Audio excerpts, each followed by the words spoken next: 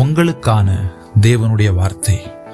நீங்கள் சம்பூர்ணமாய் சாப்பிட்டு திருப்தி அடைந்து உங்களை அதிசயமாய் நடத்தி வந்த உங்கள் தேவனாகிய கர்த்தருடைய நாமத்தை துதிப்பீர்கள்.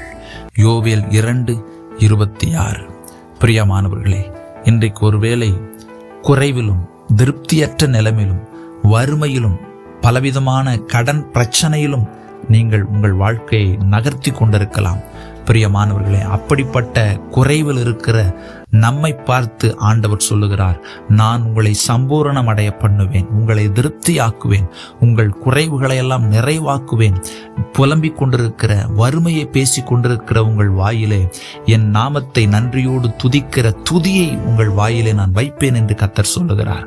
ஆம் பிரியமானவர்களே, கர்த்தர் உங்கள் இருதயத்தை களிகூர பண்ணுவார்.